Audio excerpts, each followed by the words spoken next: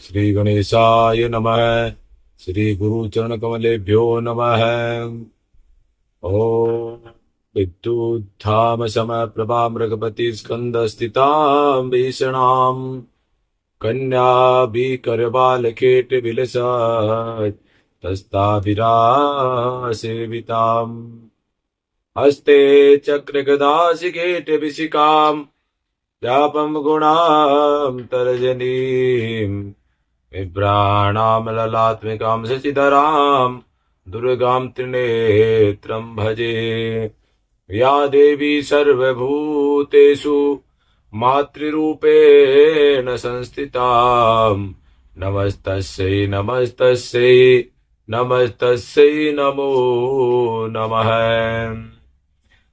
नमस्कार, मैं पंडित युगल किशोर आचार्य आप सभी का स्वागत करता हूं आपके अपने YouTube channel astro TV Jaipur में।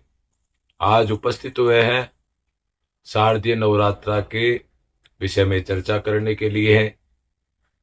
सभी सनातन धर्म प्रेमियों को शारदीय नवरात्रा की बहुत बहुत शुभकामनाएं। माँ भगवती आपके ऊपर कृपा करें, आपकी सभी मनोकामनाओं को पूर्ण करें। नवरात्रे शारदीय नवरात्रे 3 अक्टूबर से प्रारंभ होने जा रहे हैं। इन दिनों को बड़ा ही पवित्र पावन माना गया है एवं इसमें अपने इष्ट की मां भगवती की आराधना पूजा पाठ का समय बताया गया है। इसमें किस समय पर घट स्थापना करनी चाहिए, किस विधि के साथ में भगवती की स्थापना करनी चाहिए, आह्वान करना चाहिए, किस प्रकार से पूजन पाठ करना चाहिए, इस विषय पर अपन चर्चा करेंगे।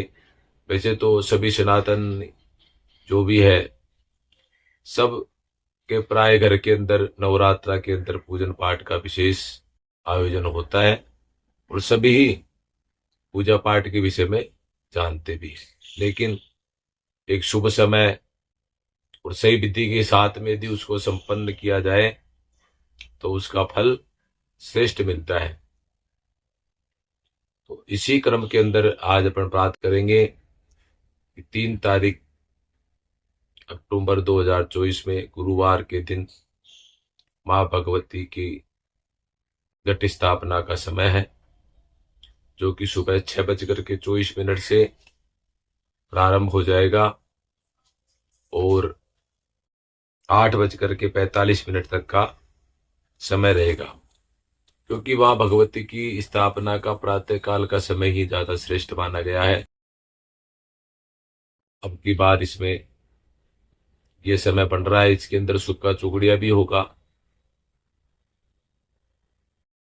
फिर यदि इस समय में नहीं कर पाते हैं तो अभिजीत मुहूर्त है।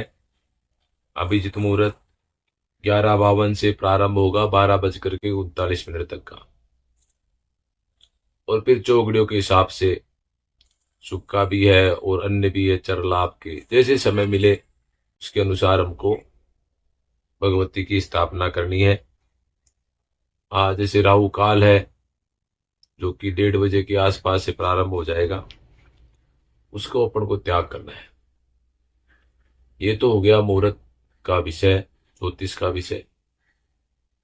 अब किस प्रकार से स्थापना करें, सवाल ये भी उठता है कि जो मान लो प्रथम बार कोई पूजा प्रारंभ करने जा रहा है तो वो सोचता है किस प्रकार से करे, बढ़िया से बढ़िया श्रेष्ठ क्या नियम है।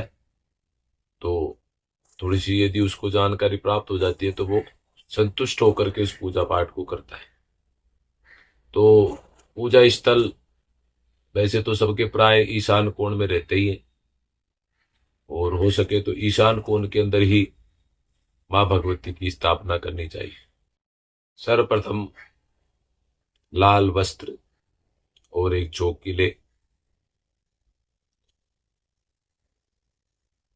चौकी के ऊपर लाल वस्त्र बिछाए, फिर चावल से अष्टकमल का निर्माण करें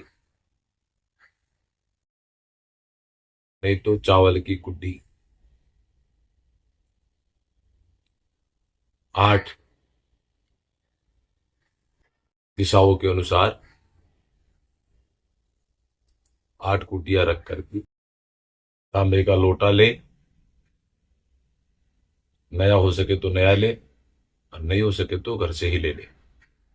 उसके अंदर पंचपल्लव के पत्ते लगाए, आम के, इसी प्रकार से, और गंध, रोड़ी डाले, सुपारी डाले, एक सिक्का भी डाले उसके अंदर। उस पर नारियल रखते। नारियल के ऊपर यदि वस्त्र हो, भगवती को अपन वस्त्र अर्पण करने हैं, तो सुहाग की सामग्री के साथ में वस्त्र वगैरह लगा करके, तस्वीर लगाए भगवती की हो तो तस्वीर लगा के माला इत्यादि पहना दे। और पूजन के अंदर पंचोपचार से भी पूजा होती है, षोडोपचार से भी पूजा होती है, और राजोपचार से भी पूजा होती है। तो पंचोपचार में तो गंध अक्षत पुष्प आ गए, नैवेद्य आ गया, फल प्रसाद हो गया, आरती। उसी प्रकार से षोडोपचार में आवाहनम, आसनम, पाद्यम, अर्घो, स्नानम, वस्त्र, चंदन, गंध अक्षत पुष्प, सुगंधित द्रव्य, और धूप दीप के साथ में नैवेद्य को अर्पण करना। साथ ही में ऋतुफल, ऋतुफल के साथ में मुंह शुद्धि के लिए तांबुल, पान वगैरह अर्पण करे, साथ में दक्षिणा रखे। और गणेश जी महाराज को सबसे प्रथम प्रणाम करें। सुपारी के गणेश जी बना ले या मिट्टी के बना ले। गणेश जी का आह्वान करें। वक्रतुंड महाकाय सूर्य कोटि समप्रभ निर्विघ्नं कुरु मे देव सर्व कार्येषु सर्वदा। हे भगवान गणेश जी महाराज, आप यहाँ पधार करके हमारे इस कार्य को जो हमने संकल्प लिया है, इसको निर्विघ्नता के साथ में संपादित करें। हमें बुद्धि दे, हमें श्रेष्ठता प्रदान करे, ताकि हम इसको श्रेष्ठ रूप से निर्विघ्नता के साथ में अनुष्ठान को संपन्न कर सके। फिर हमारी कुल की देवी को प्रणाम करें, हमारे पूर्वजों को प्रणाम करें, सूर्यादि नवग्रह देवताओं को प्रणाम करें। असंख्य रुद्र कलश जो घट स्थापना में होगा उसको भी प्रणाम करें, और भगवती का भी ध्यान करें। अब कलश स्थापना में क्या है, पहले सबसे पहले शुद्ध मिट्टी ले, गहराई से खोल दे। ऊपर से मिट्टी को उठा के गहराई से कम 7 हाथ का प्रमाण बताया गया है, लेकिन फिर भी थोड़ा साफ सुथरी मिट्टी लेकर के से कम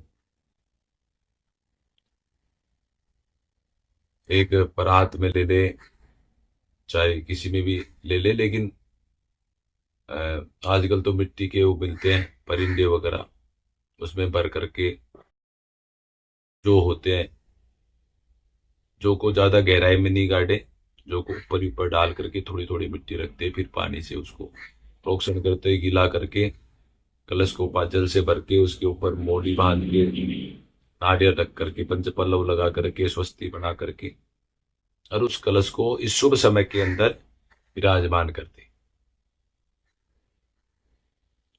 दीपक प्रज्वलित करके फिर भगवती का आराधना करें कि हे भगवती, आप यहाँ पधारे और हमसे जैसे भी पूजा अर्चना बढ़े इसको स्वीकार करें और हमें शुभ आशीर्वाद प्रदान करें। हे माँ, आप मात्र है, आप पुत्र हो जाए तो है कचित अपि को माता न भवति। कहा जाता है कि बेटा कपूत हो सकता है, लेकिन माँ कभी बच्चों के लिए कपूत नहीं होती। इसलिए आप हमेशा करुणा करते हुए, आप हमारे घर में पधारते हुए हमें शुभ आशीर्वाद प्रदान करें। इसी क्रम में नित्य अर्चन करें, नित्य नैवेद्य का प्रसाद लगाए, जो भी हो। कन्याओं को यदि हो सके तो एक कन्या का पूजन करें, सामर्थ्य के अनुसार उसको दान दक्षिणा भी दे, वस्त्र इत्यादि भी दे, जो भी दे सकते हैं, या फिर दक्षिणा देवे, लेकिन कन्या का पूजन नित्य करें। और श्रेय विशेष में भगवती को अनार का फल ज्यादा श्रेष्ठ माना गया है, तो अनार का हो या तो छील के या उसका रस निकाल के भगवती को अर्पण करें। इसी क्रम में पूजन करें, आरती करें और हमारी जो भी मनोकामना है वो मनोकामना के लिए भगवती से निवेदन करें। फिर मिलते हैं नेक्स्ट वीडियो के साथ में। जब तक के लिए धन्यवाद, बहुत बहुत शुभकामनाएं। भगवती आपकी सभी मनोकामनाएं पूर्ण करें। जय मां, जय मां विंध्यवासिनी। ऐसे ही और वीडियो को देखने के लिए हमारे चैनल को सब्सक्राइब करें, लाइक करें, बेल आइकन बटन को दबाएं ताकि जल्दी से जल्दी आपके पास हमारी वीडियो सबसे पहले पहुंचे, विशेष समय का पता चले, पूजन पाठ का पता चले। यही हमारा ध्येय है।